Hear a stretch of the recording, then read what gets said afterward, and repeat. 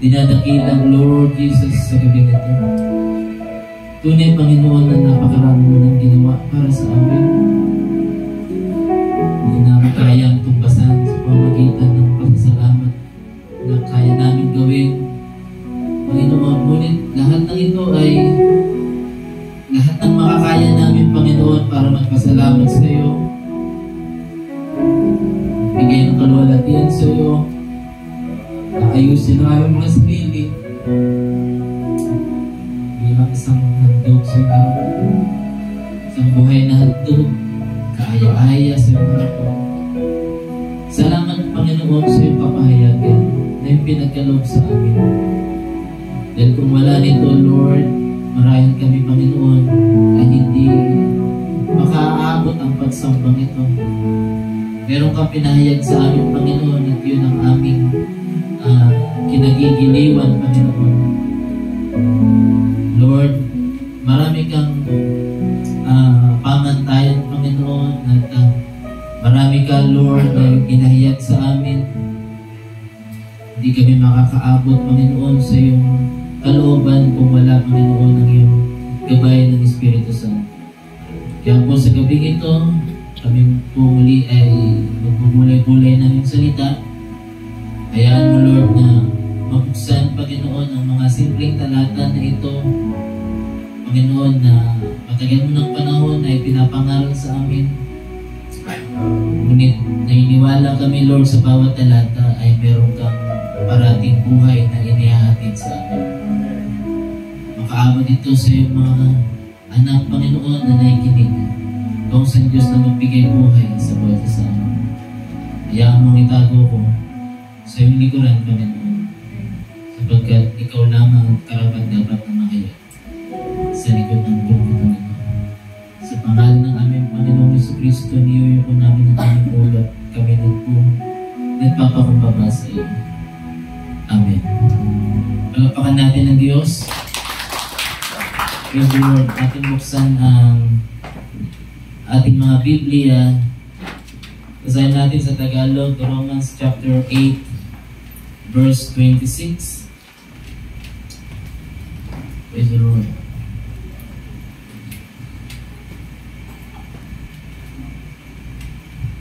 Sabi dito ay ganito, at gayon din naman ang Espiritu ay tumutulong sa ating kahinaan, sapagkat hindi tayo marunong manalangin na nararapat.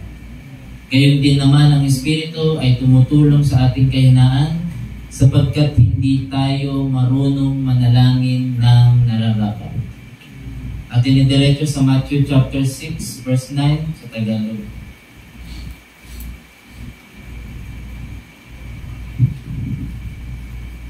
Magsidalangin nga kayo ng ganito. Ama namin na nasa langit ka, sambahin nawa ang pangalan mo, dumating nawa ang kaharian mo, gawin nawa ang iyong kalooban kung paano sa langit, gayon din naman sa lupa. Ibigay mo sa amin ngayon ang aming kakanin sa araw-araw, at ipatawad mo sa amin ang aming mga utang. Nangangulugan ito na hindi ito utang sa iyong kapatid o kaibigan. Ito po ay pumapatungkol sa kasalanan. Alright? So, ipatawad mo sa amin ang aming mga pagkakasala, kumbaga. Gaya naman namin na nagpatawad sa mga may sala sa amin. At huwag mo kaming ihatid sa tukso, kundi iligtas mo kami sa masama, sapagkat iyo ang kaharian, at ang kapangyarihan, at ang kaluwalhatian, magpakailanman siya nawa. Alright, atin basahin sa English version ang verse 9 lamang. Verse 9, ang sabi dito, after this manner, therefore, pray. May the Lord add His blessings from the reading of His word. You may now be seated. Praise the Lord.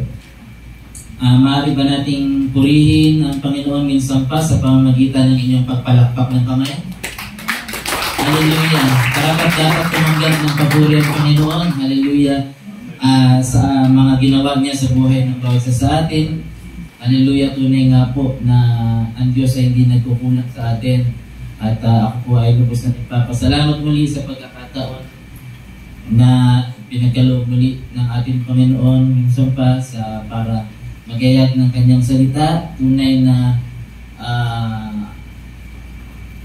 sabi ko nga maraming karapat-dapat, ngunit ang inyong mga lingkod ay tunay na inaatake din ng mga suliranin sa buhay, pero ang Diyos ay kailanman ay hindi nagiging pabaya. Hallelujah, sa buhay ng bawat isa sa atin. Amen. So, sa hindi pagpapakatagal, dahil ayoko naman magtagal mga kapatid, mangungusap lamang tayo ng napakasimpleng pangungusap. Ito ay munting encouragement lamang. Alam ko napakadami ng nangaral patungkol sa panalangin, at napakadami na tayong narinig na pangangaral patungkol sa bagay na ito. Pero habang dumarating ang araw na ito, ay tayo po ay kinausap ng Panginoon sa ating puso na ito po ang aking ihahatid sa gabing ito. At ginagawa lamang po nating napakahalaga ang gawain ng prayer meeting, mga kapatid. Amen? Hallelujah. Alright. Ang ating title ay atin itong papamagatang, after this manner, therefore, pray ye. Sa Tagalog, kasi iba yung sa King James Version, ang hirap intindihin. Sa ganitong paraan kayo manalangin. Yun po ang ating tatalakayin sa gabing ito.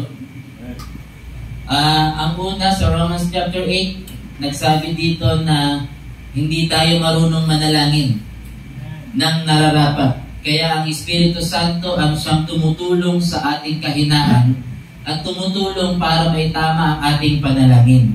Sa Matthew chapter 6 verse 9, tinuruan tayo ng Panginoong Jesucristo nung siya'y nagkatawang lupa. Sabi niya, magsidalangin kayo ng ganito. Binigyan niya tayo ng format, mga kapatid. Alright. Sa tuloy-tuloy na natin, basahin natin sa mensahe. Ano ba ang nagagawa ng panalangin muna sa atin? Ano ba ang prayer? Ang sabi ni Brother Branham, prayer is the most vital force that God ever put into the hand of mankind. Ibig sabihin, napaka mabisa ito. Napaka makapangyarihan nito mga kapatid. Powerful weapon mga kapatid.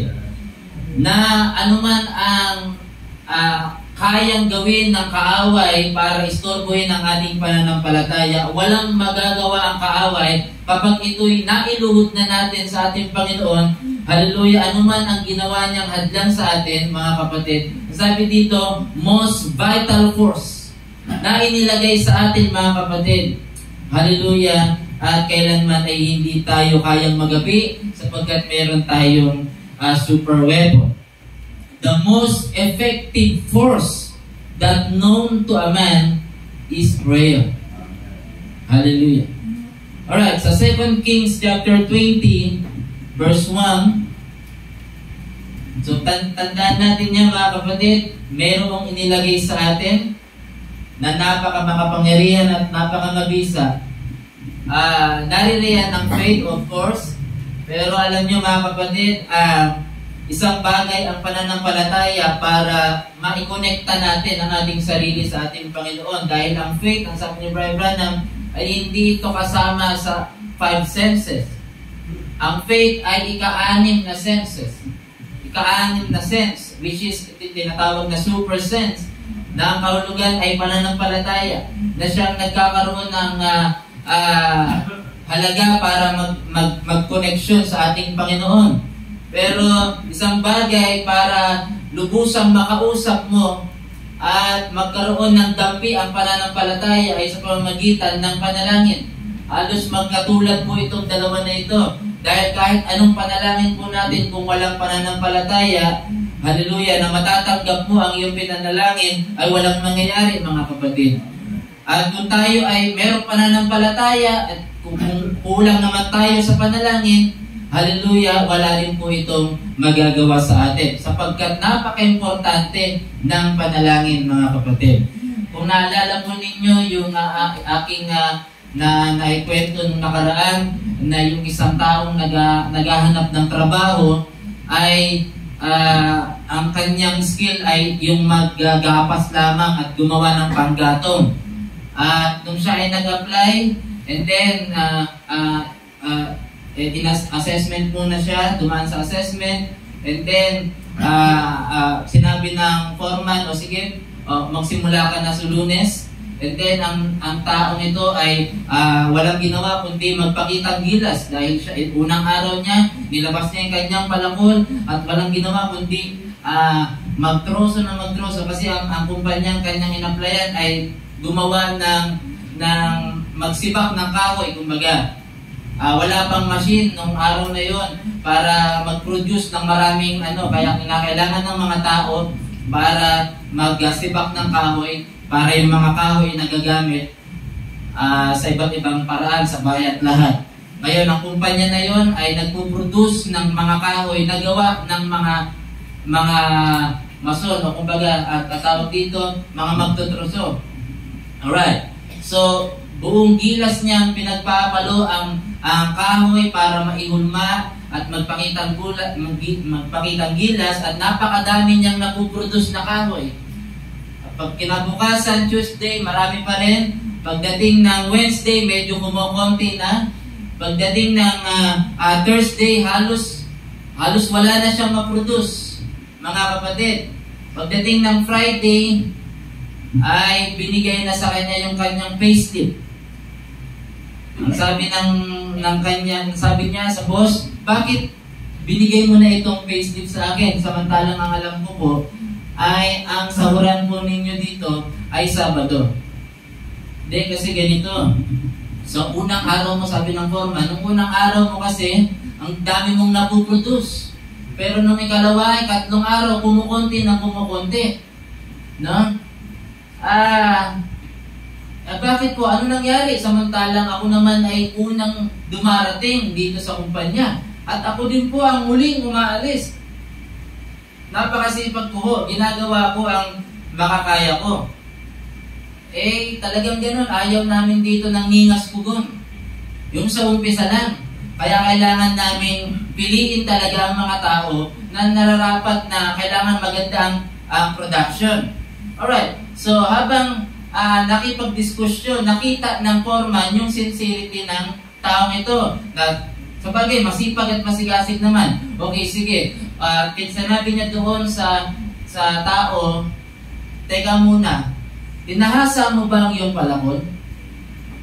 At sabi ng tao, sa katunayan ko, Foreman, wala na po akong time para maghasa ng aking palakol. Pag-uwi ko sa bahay, gabi na ho, sabi ko nga, ako yung huling umaalis dito, and then, nag-asikaso na ako ng aking asawa at anak, and then, pagod na po ako, tulog na, hindi ko na kaya maghasa pa. At sabi ng foreman, yun ang dahilan. Yun ang dahilan kung bakit kumukunti ang production mo, dahil lang yung palakol na ginagamit ay papurol ng papurol.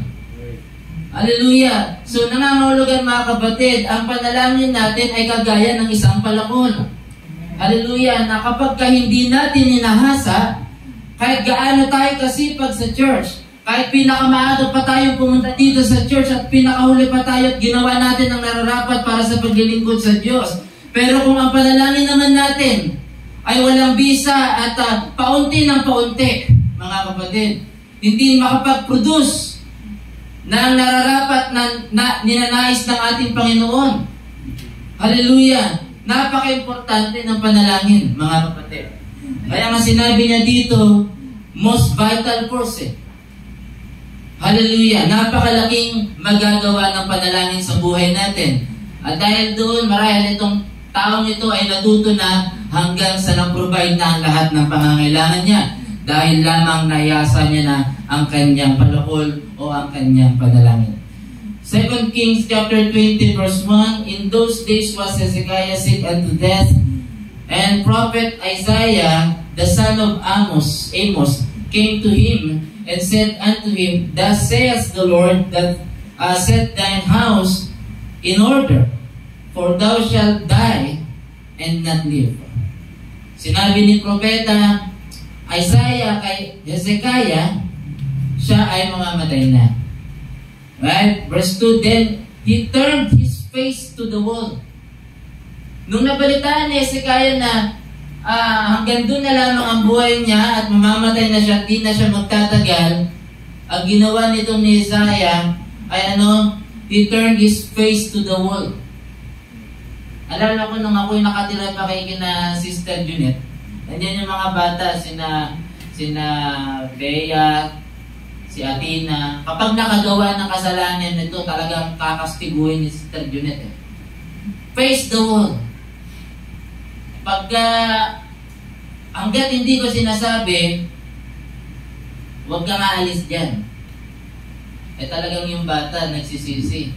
Umiiyak doon, di ko alam kung umiiyak ba siya o nagsisisi siya. Umiiyak siya, dahil galit siya. Sister Junet. Diba? Pero ganun pa man, ang sabi dito, he turned his face to the wall. Anong ginawa niya? And prayed unto the Lord, saying,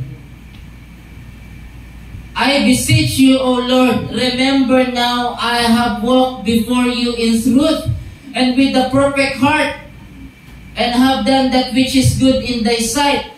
And Hezekiah wept sore. Wept so much, mga kapatid.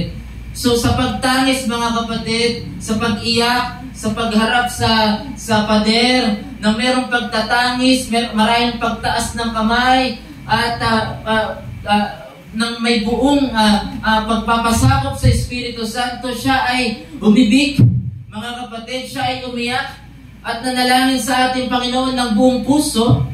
Oh, glory to Jesus, para dinggin siya ng ating Panginoon. Yung ganong klase ng panalangin sana, yung merong kapahayagan, mga kapatid, na kayang umabot dun sa kalangitan. Ang panalangin ng taong ito, hallelujah, and it came to pass, for Isaiah has gone out into the middle court, that the word of the Lord came to him.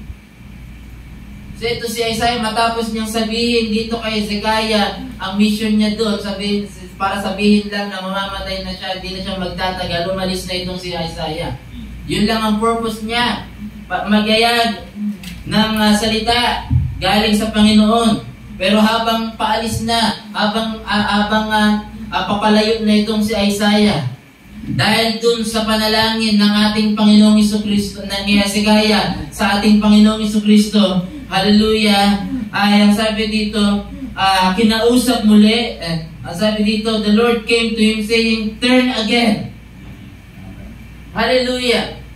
Glory to Jesus. And tell Hezekiah, the captain of my people, thus saith the Lord, the God of David thy father, I have heard thy prayer, I have seen thy tears. Kita ninyo, nakaabot sa Panginoon eh. Yung pag-iyak niya na yon, yung panalangin niya na yon, nakaabot sa ating Panginoon. Kaya Isaiah, bumalik ka doon.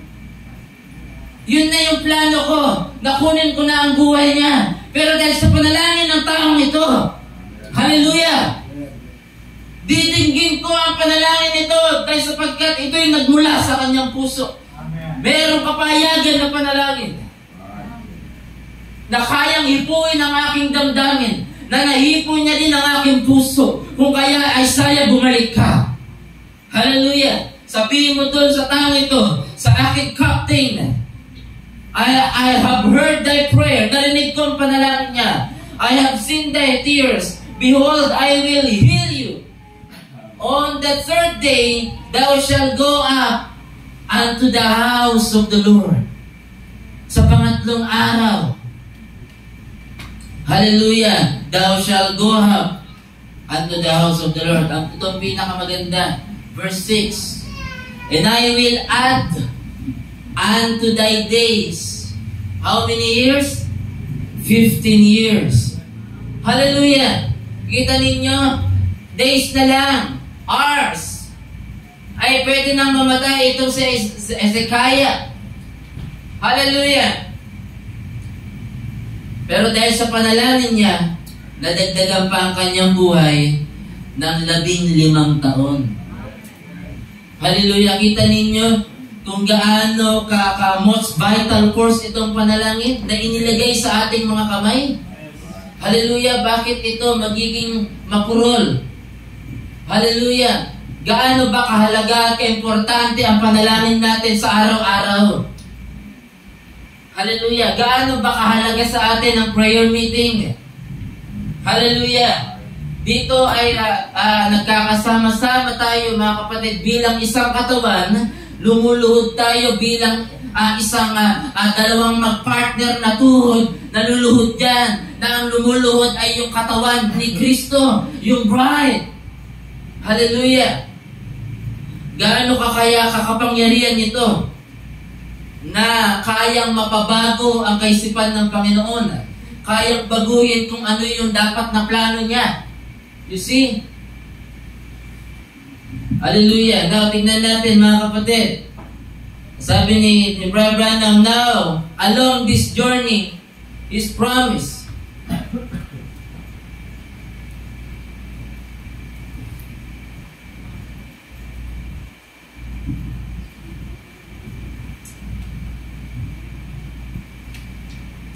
Mas safe na sabihin na kayang mapabago ang kaisipan sa pamamagitan ng panalangin. Pero ang plano hindi na magbabago ito. Right? Ang sabi dito, now along this journey, His promise to supply everything that we have need. Whatsoever you will ask the Father in my name, that will I do whatsoever things. Diyan ay nakalagay sa Mark 11:24, whatsoever things you desire, when you pray, believe you receive it, and you shall have it. You see, mga kapatid, kung gaano kakapangyarihan, meron kang mga desire, marami kang ambitions, marami kang mga kagustuhan at mga pangangailangan sa buhay na ito. Hallelujah. Sabi dito, whatsoever things you desire. Ano man yan? Ay ilagay natin sa panalangin. Mga kapatid, sabi nila, alam naman ng Diyos ang pangangailangan mo. Totoo po yan, biblical din yan. Pero kailangan niya ng panalangin. Hallelujah! Hindi tayo yung anganga na lang at malalaglag na lang ang bunga. Kailangan ng panalangin, mga kapatid. Glory to Jesus. Nang sabi dito, He gave us the strongest weapon that there is in all the world. And that's prayer. Prayer is what changes things. No, kayang mabago ang mga bagay-bagay. The Christian doesn't realize what a force he has when he kneels on his knees before Almighty God in the name of Jesus Christ. No, hindi gusto ma-realize ng mga Kristiyano kung gaano ba kakapangyarihan kapag siya ay lumuluhod. Merong kayang baguhin at merong, hallelujah, napakamainam na mangyayari kapag lumuluhod ang isang Kristiyano. He doesn't realize what power that is. Akala na natin ganito kakapangyarihan, ganito kalakas, pero simulan mong iluhod. Meron kang pananampalataya na mangyari ang mga bagay-bagay, pero mas madadagdagan ang kaya pang in-expect mo. Hallelujah, kapag ito'y iniluhod mo na sa Panginoon. Hallelujah. Now, sabi, if the people could only realize what is given right unto them, anything that you ask for will be given if you can appropriate the faith to believe it. For God's word is truth. Alright, tignan natin itong isang kwento na ito. Matthew chapter 9, verse 35. Sabi sa English ay ganito, And Jesus went about all the cities and villages, teaching in their synagogues, and preaching the gospel of the kingdom, and healing every sickness and every disease among the people. Pumunta itong Panginoong Jesucristo doon sa isang doon sa mga syudad at village, no? At siya ay humayo sa isang nation na ito marahil, at napakadaming cities, villages and all. Siya ay nangaral. At nasaksihan niya na ang daming mga may sakit at ang daming mga taong napukaw ang atensyon sa pangangaral. Napakadaming nakinig, napakadaming daming taong nangangailangan ng salita ng Panginoon. Ang sabi ng awit, millions now and sin are dying. Ano ba yung lyrics nun?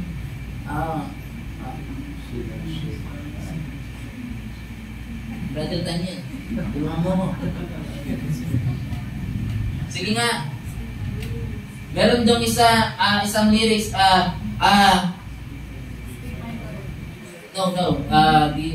may sabi dong, sige nga, buksan na nga natin. Hindi, ang sabi doon, yan. Ito. Ayan. Hasten, brother, hasten to the rescue. You see, madaming kailangan i-rescue. No? At naglingkod ang Panginoon bilang isang propeta nung siya nagkatawang tao. Ang daming mga tao doon na nangangailangan ng rescue ng salita ng Panginoong Jesucristo. Nabubuhay sila araw-gabi at lahat, gumagawa trabaho dito, trabaho dyan. Pero nung dumating ang Panginoong Jesucristo, nung siya ay nangaral ng salita, hallelujah, at ang daming naakay. Ang daming napukaw ang atensyon at halos tinigil ang mga bagay-bagay na kanilang naging tradisyonal na ginagawa at para lang makinig doon sa salita ng Panginoong Jesucristo. Hallelujah! Healing every sickness and every disease among the people. Verse 36, But when he saw the multitudes, nakita niya ito, napakadami. He was moved with compassion on them. Nagkaroon siya ng awa para dito. You see, itong yung speak my Lord na yan, ang propetang ginamit dyan ay si Propeta Isaiah. Right? Ang sabi niya doon, nung namatay si King Uzziah, at si Isaiah ay ginamit ng Panginoon, at nung siya ay nagkaroon ng vision at doon sa templo ay inayos ang kanyang buhay, yung dinampian ng when the coil of fire touched the prophet Isaiah ito, making him as pure can be. Right? And then, Brother Hassan to the rescue. Listen, ang sabi niya, Master, here I am. Hallelujah. Mabuti na lamang merong prophet Isaiah na nagsalita na Panginoon, narinito na ako. Pero hindi niya kayang gawin yun nung hindi pa siya nalilinis. Hindi nga siya makaharap sa Panginoon dahil siya ay unclean lips. Ngayon, nangangahulugan lang sa panahon na yon, mga kapatid, napakadami din ng taong nangangailangan ng rescue. Right? Now, naulit-ulit ito sa panahon ni Jesus Christ nung siya ay pumunta dito sa cities and villages na kung saan nakita niya na when he saw the multitude, he was moved with compassion on them. Nalungkot siya. Dahil daming tao dito. Naawa siya because they fainted and were scattered abroad as sheep having no shepherd. Walang nagpapastol. Ang daming mga kaluluwa naroon, walang ministro.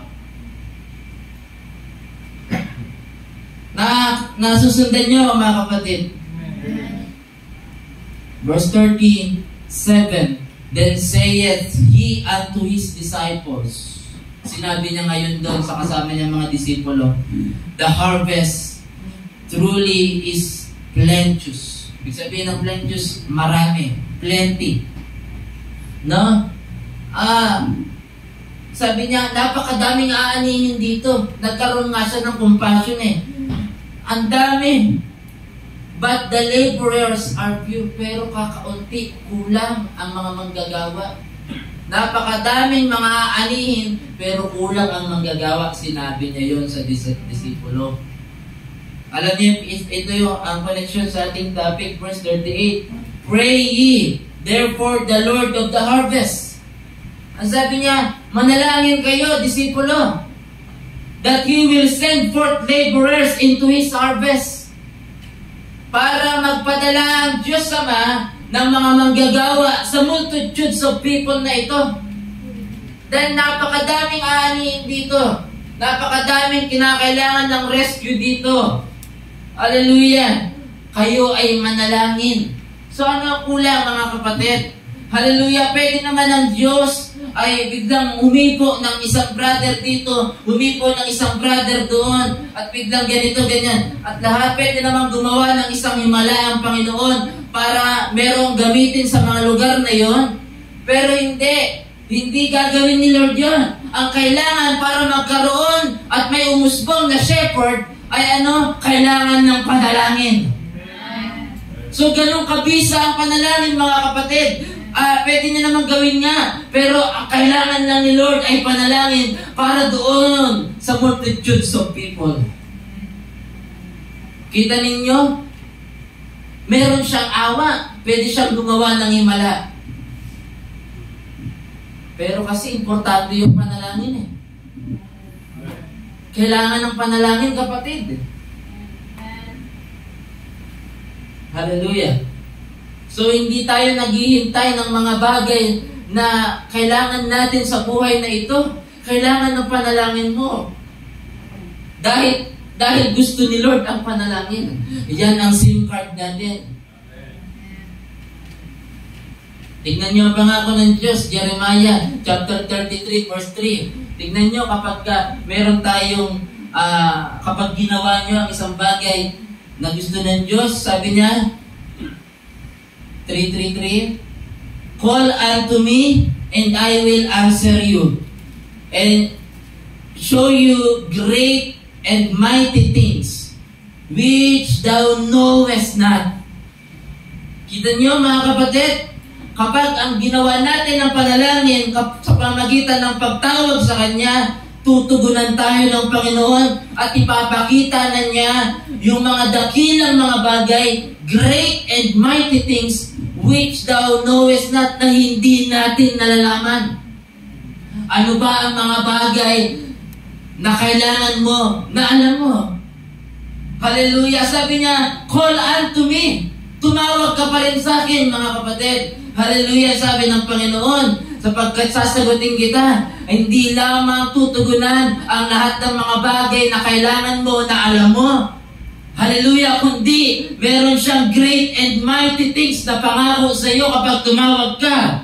Hallelujah! Na mga bagay na hindi mo pa nalalaman ay ipagkakaloob sa iyo ng Diyos.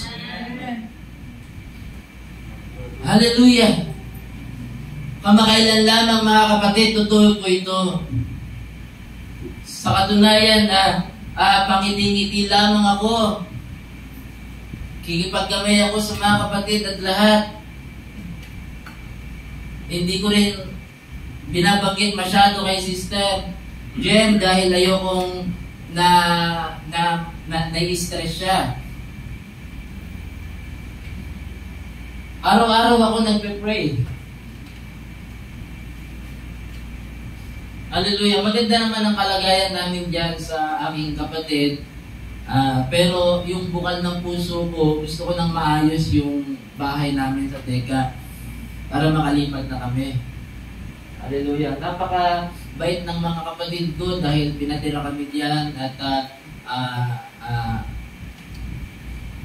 tinutulungan kami na maka-stay muna habang di pa ayos yung Teka. Pero yung kauhawan sa puso ko na maayos na yun at malagay na kami sa maayos na kalagayan, mas maayos pang kalagayan. Hallelujah. Pray ako kay Lord, hindi ka magbibigay kung kulang. Binigay mo itong bahay na ito, ano pa yung kailangan nito, tutugunan mo. Araw-araw, gabi-gabi, mga kapatid, napapansin ako ni Sister na parang tahimik ako kung minsan, pero ang totoo nun ay nandun na yung pressure, no? Pero alam nyo, mabuti ang Panginoon. Hallelujah. Sabi dito, call unto me and I will answer you. Kaya yan ang tanging, ang effective force natin, ang super weapon natin, mga kapatid eh. Hallelujah, hinihintay ko na nga lang yung December eh. Diba? Kaya nung December 1, wala pang 13 month namin, kinabahan ako, pinatawag ako ng boss ko. Yung boss ko na yon, hindi ko masyadong nakikita yon. Yung boss ko kasi mag-asawa, yung babae lang yung lagi kong nakikita doon sa office. Pero yung boss ko na lalaki na halos araw-araw iba-ibang sasakyan ang dinadala sa kumpanya, yung boss kong lalaki iba yung opisina nun. Pinatawag ako ngayon. Sabi niya, huwag kang magsama. Punta ka dito sa office. Kinabahan ako dahil first time kong pupunta doon sa opisina niya. Pumunta ako doon, mga kapatid. Pray ako lahat.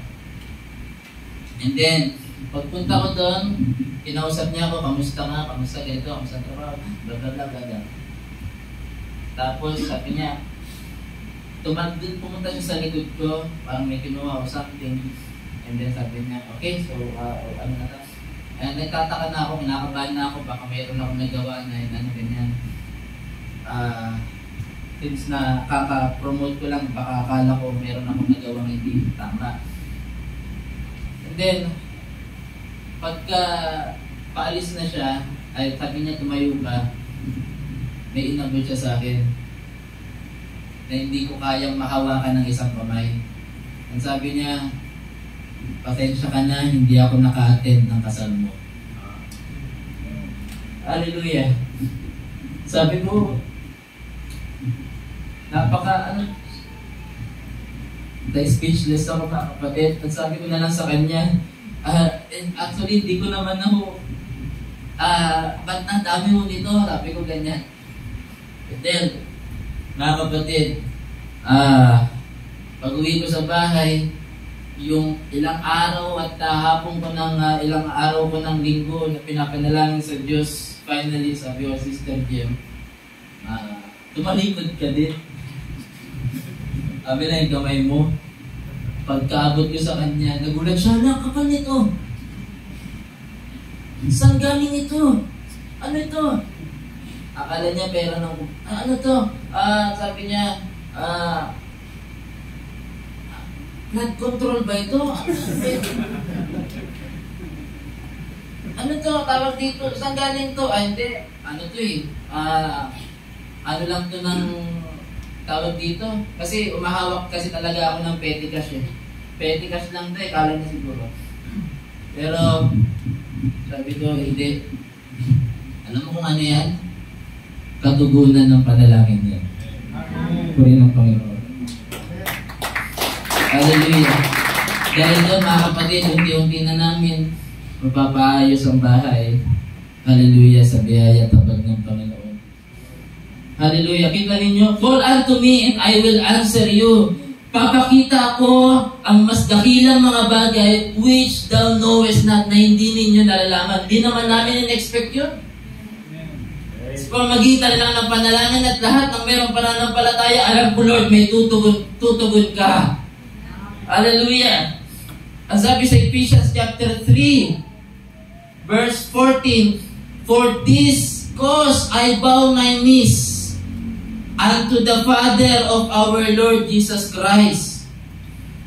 Kita ninyo, this cause I bow my knees unto the Father of our Lord Jesus Christ. At sabi sa verse 20, now unto Him that is able to do exceeding abundantly above all that we ask or think, according to the power that worketh in us. Hallelujah. Listen mga kapatid, tignan nyo ang sabi ng Biblia. Hallelujah. Isipin na natin ang lahat nating iisipin. Ang sabi dito, unto Him that is able to do exceeding abundantly above all that we ask. Lahat na kaya nating isipin or think. Lahat ng mga hingin natin o lahat ng mga kayang gawin ng kaisipan na ito. Gusto ko, Lord, kailangan namin ito, kailangan ito, kailangan na ito. Sabi dito, lahat ng iyan, above all that we ask or think. Amen. Mga kapatid, ay hindi pa rin yan kayang ubusin kung ano ang blessings na nasa sa iyo talaga, mga kapatid. Hallelujah! Sabi niya dito, unto Him that is able, He is able to do exceeding abundantly. Kaya mga kapatid, anuman ang ating kayang isipin, nakakailanganin natin sa buhay na ito habang tayo naglalakbay bilang mga mananampalataya. Hallelujah! Ay hindi natin kayang ubusin ang Panginoon. Unto Him be glory in the church by Christ Jesus throughout all ages, world without end. Amen. Now, kaso baka abusuhin naman natin mga kapatid. No? Baka kung ano-ano naman ang iyong paghihingi-hingin. Kasi sabi dito lahat-lahat eh. Baka abusuhin din naman natin. Hindi rin naman ipagkakaloob yan sa iyo. Ang katugunan ni Lord, di ibig sabihin na, call unto me and I will answer you. Yung answer na yan is either yes or no. Amen. Hindi yan puro yes. Amen. Yung no na yun ay blessings pa rin yun. Amen. Hallelujah! Kapag meron tayong gustong naisin, kapag nag-no ang Panginoon, kasi yung no na yun ay hindi yun karapat-dapat para sa iyo. Meron siyang nakalaan na mas magandang bagay kaysa doon sa gusto mong maganap sa iyo. Hallelujah! At hindi rin naman ibig sabihin na call and I will answer you. Hindi ibig sabihin naman na kinabukasan naririyan na. Hallelujah! Kaya huwag natin tawag dito abusuhin. Hallelujah! No, kasi sabi naman sa James chapter 4, verse 3 sa Tagalog, kayo'y nagsisingi at hindi kayo nagsisitanggap. Kita nyo, merong no eh. Nagsingi sila pero hindi sila nagsitanggap. Bakit kaya? Sapagkat nagsisingi kayo ng masama upang gugulin sa inyo mga kalayawan. Kita ninyo, meron kasi mga kagustuhan ng katawan na ito na akala natin kailangan. Hallelujah, pero kapag hiningi natin sa Panginoon, hallelujah, kapag matanggap natin iyon, hallelujah, masisira pala ang ating pananampalataya. Hindi naman ipagkakaloob ng Diyos yun, ganon. Hindi rin naman gugustuhin ni Lord yun. Kaya nga, nagsisingi at hindi nagsisitanggap sapagkat ang kanilang hinihingi, bagamat hindi naman nila alam na masama ito, hindi ito ipagkakaloob ng Diyos sapagkat maaaring magugol ito sa kalayawan. Amen. So, naunawaan natin mga kapatid, hindi tayo marunong manalangin, tinuturuan tayo ngayong gabi. Amen. Hallelujah. Sa katunayan, di naman natin kailangan manalangin ng paulit-ulit. No? Na para bagang pinupush mo ang Diyos. No? Sa gusto mo. Hindi naman kailangan yan. Dahil alam naman ni Lord ang kailangan mo eh. Right? Matthew chapter 6 verse 7 sa Tagalog. Sabi dito ganito. Makinig tayo mga kapatid dahil alam ko marami mga nananalangin na paulit-ulit na baka nakalumalagpas na tayo. Baka pinupush na natin ng Diyos na sa talagang gusto na natin at hindi sa gusto ng Diyos. Dapat nandoon yung kalooban ng Diyos. Naunawaan natin kapatid, Lord, kung kalooban mo sana, Panginoon, maging kami na sana ni ganito. Hallelujah. Kung kalooban mo, kaso ayaw baka naman. Pipilitin natin yung paulit-ulit at pinupush mga kapatid. Hallelujah. Nagbigay ng ako halimbawa, no? Sabi dito, at sa pananalangin ninyo ay huwag ninyong gamitin ang walang kabuluhang paulit-ulit na gaya ng ginagawa ng mga itil. Tayo yun sapagkat iniisip nilang dahil sa kanilang maraming kasasalita ay didinggin sila. Naintindihan natin mga kapatid? Hallelujah. Hindi rin naman kailangan na paulit-ulit. Huwag nga kayong magsigaya sa kanila sa verse 8 sapagkat talastas ng inyong Ama ang mga bagay na inyong kinakailangan bago ninyo hingin sa Kanya. See? Alam na ng ating Panginoon bago pa natin hingin. Alam pinag-usapan natin ngayong gabi? Yung panalangin. It doesn't matter kung ano yan. Ang gusto lang ni Lord, yung meron kang connection. Panalangin. Hallelujah. Glory to Jesus. Kung ano man ang laman ng yon, actually, dinidinig yun ni Lord. Alam na ni Lord yun. Pero ang mas kailangan niya sa panalangin mo ay yung pananampalataya mo. Hallelujah. Yung meron kang connection at sigasig sa pananalangin. Hallelujah. Para yung communication natin ay consistent.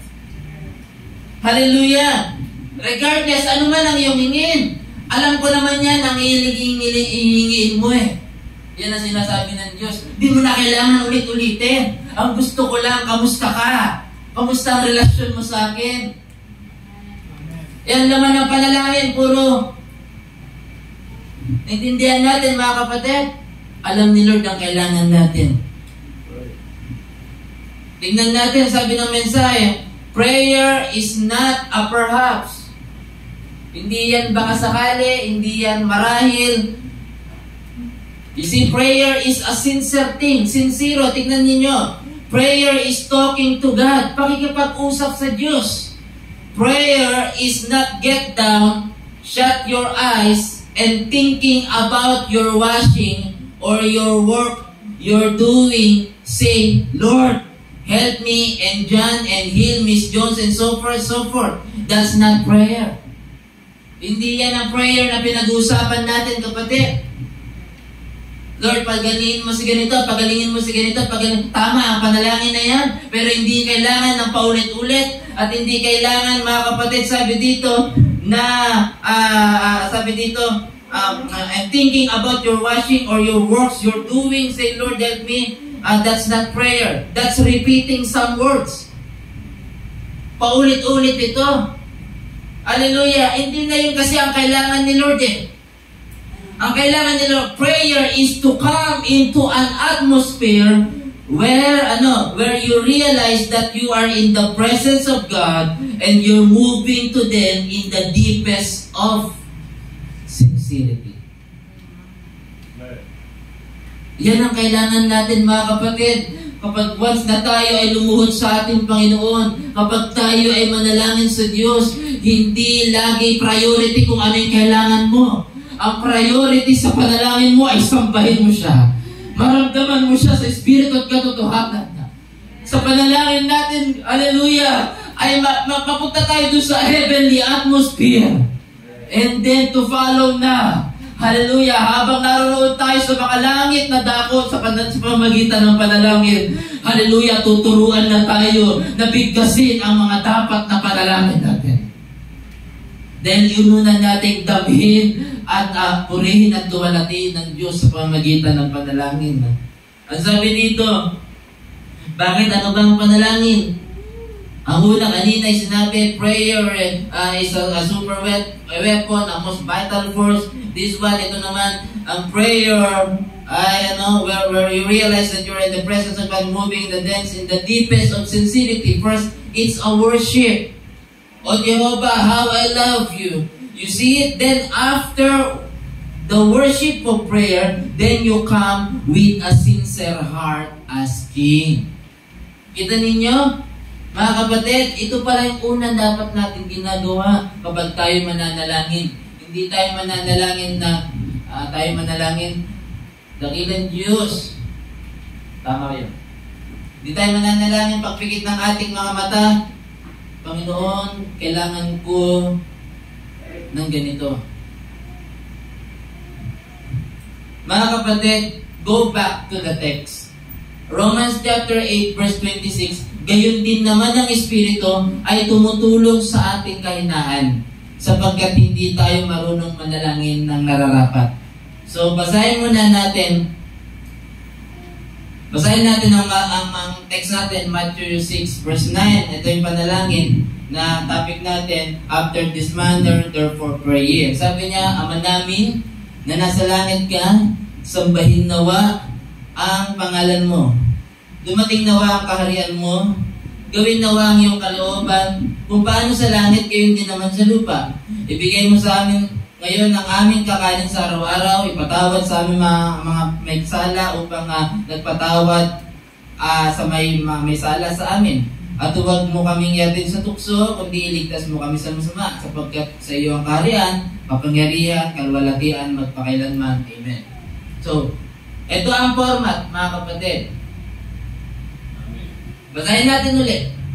Ama namin na nasa langit ka, sambahin nawa ang pangalan mo, dumating nawa ang kaharian mo. Pagpasensyahan nyo kung ulitin natin, no? Gawin nawa ang iyong kalooban kung paano sa langit, gayon din naman sa lupa, period. Anong napansin natin? It's all about Him. It's all about God. Kaya sa unang pagbukas ng ating panalangin, wala tayong iisiping anuman. Hindi yung pagsara ng ating panalangin, yung nasa isip natin, yung kailangan agad. Hindi tayo marunong manalangin. Kaya sinabi ng Matthew chapter 6 verse 9, sabi ng Panginoong Jesucristo, magsidalangin kayo ng ganito. Purihin natin ang Panginoon. Yung unang sentence na yon o paragraph na yon, mga kapatid, pumapatungkol lahat sa pagpupuri sa Panginoon. Ama namin na nasa langit ka, sambahin ka, Panginoon. Dumating nawa ang kaharian mo. Puro sa iyo. O Diyos, puro sa iyo, Panginoon, ang pagsamba. Gawin nawa ang iyong kalooban. Kung paano sa langit, gayon din naman sa lupa. Puro pagpupuri sa Panginoon. Kaya yun na sinasabi ng mensahe. Hallelujah. Prayer is not get down, shut your eyes, and thinking about your work you're doing, and Lord, help me, help John, and help Miss Jones, and so forth, and so forth. Hindi yun ang panalangin. That's not prayer. That's a prayer without revelation. Are you listening? That's repeating some words. Alright? But prayer, first it's a worship. After the worship of prayer, after prayer is to come into an atmosphere where you realize that you're in the presence of God and you're moving to them in the deepest of sincerity. Kasi hindi natin kayang makaabot dun sa pinakamalalim na sinseridad, yung prayer of with the supplication. Hindi natin kaya yun kung hindi natin nadama muna ang presensya ng Diyos sa pamamagitan ng pagluluwalhati sa pangalan niya, sa pagdadakila ng pangalan niya. Bago tayo, siya muna. Sa pananalangin, siya muna. Bago ang sarili natin. Kaya nga, yun na yung pangalawa eh. Ibigay mo sa amin ngayon ang aming kakanin sa araw-araw. Dumating na ngayon yung panalangin sa pangalawang yugto na tayo na. Right? At ipagpatawad mo sa amin ang mga may kala sa amin, puro sa'yo na. Gaya naman namin, ito na, patungkol na sa kapatid, gaya naman namin na nagpapatawad sa mga may sala sa amin. Hanggang sa next 10 na yung panalangin, doon sa iyong kapatid. Hallelujah! Saan nagsimula? Sa Diyos, sa pangangailangan mo at sa kapatid na. At huwag mo kaming iatid sa tukso, kundi iligtas mo kami sa masama. So and so forth, ano man ang panalangin mo, naroon siya sa gitna. And then yung huli ay ano? Ito na yung pangatlong yugto, sapagkat iyo ang kaharian, ibabalik sa Diyos ang kapurihan. Right? Ang kapangyarihan at kaluwalhatian magpakailanman, anumang klase ng pagluwalhati sa pangalan ng Diyos, bago mo isara sa Amen. Hindi naman ibig sabihin na nabanggit mo ng kailangan mo, Amen na agad. Hallelujah! So kailangan pagkatapos ng iyong sarili, magtapos tayo ma-extend ang panalangin sa iba, kailangan na ibalik ang pagpupuri muli sa Panginoon na siyang tutugon ng pangangailangan ng iyong panalangin. Hallelujah! So after this manner, therefore, pray. Purihin ng hallelujah, hayag ng salita ng ating Panginoon sa gabi nito. Tayo po'y magsitayo. Hallelujah! Sapagkat sa Diyos ang kaharian at kapangyarihan at kaluwalhatian magpakailanman siya nawa. Hallelujah! Kaya sa gabi nito tayo po'y mananalangin. Sorry to say mga kapatid, hindi ko alam ang inyong pinagdadaanan, pero after 1 minute, maingay na yung upuan. After 2 minutes, maingay na yung upuan. Nawa, simula sa gabing ito, kapag tayo po magpe-prayer meeting mga kapatid,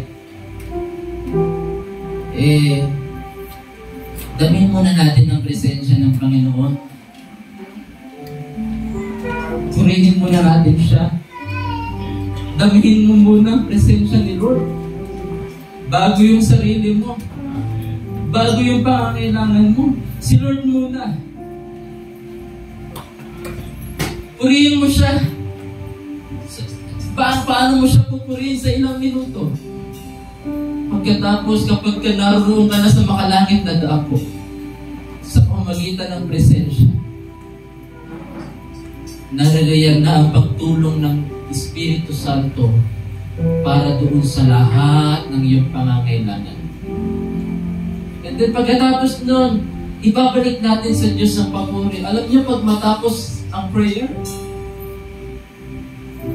hindi mo pahawak. Magaan na ang pakiramdam mo. Hindi mo pahawak ang kailangan mo, pero parang tanggap mo na dahil ang presensya ng Panginoon ay naramdaman mo sa panalangin. And then naman, kapag tayo tapos na sa pananalangin, mga kapatid, dahan-dahan tayo, respetuhin natin ang kapwa-kapatid natin na nananalangin pa niyan. Ingatan natin yung mga upuan na huwag maingay. Respetuhin natin ang presensya ng Panginoon na niluluwalhati ng mga kapatid. Hear our prayers. We are your children. We gather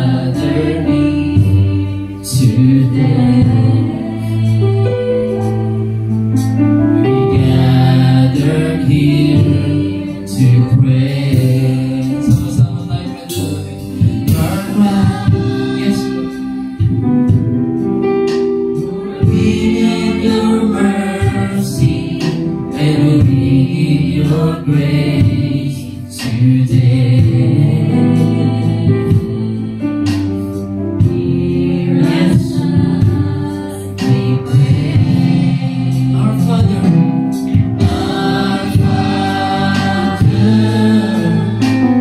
who art in heaven, hallowed be thy name. Our Father, hear us from heaven, forgive our sins, we pray. Our song rises to heaven. Itaas niyo ang pangalan ng Diyos. May your glory fill this place. Hallelujah.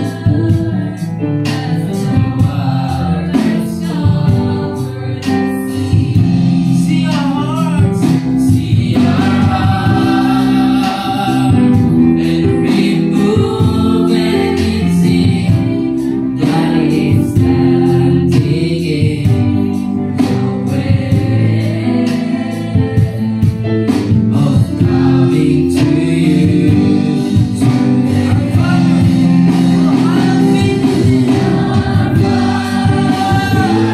Let's worship the Lord.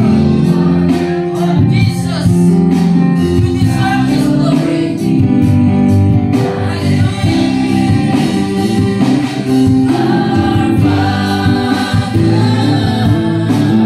hear us from heaven, forgive our sins. Though we are few,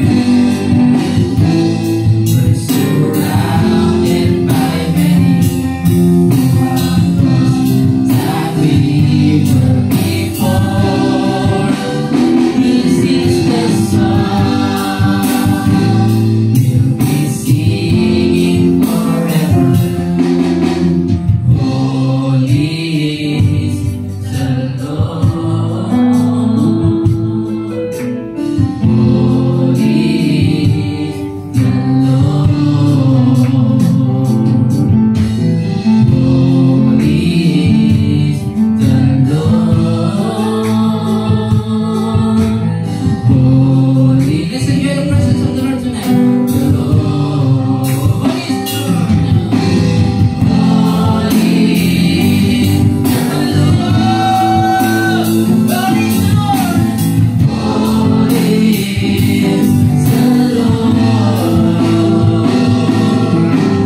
Holy is the Lord. Holy is the Lord. Palakpakan niya ang Diyos. Hallelujah! Hallelujah! Hallelujah! Thank you, Lord. With me, thy name. Our Father. God bless you. God bless you. Forgive our sins, we pray. Forgive our sins, we pray.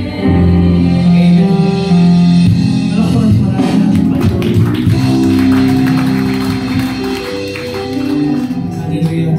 God bless you, Brother Kenneth. At malay na po mga ako pong bawat isa. Amen. Sino po ba ang pinagpala sa gabi ito? Amen.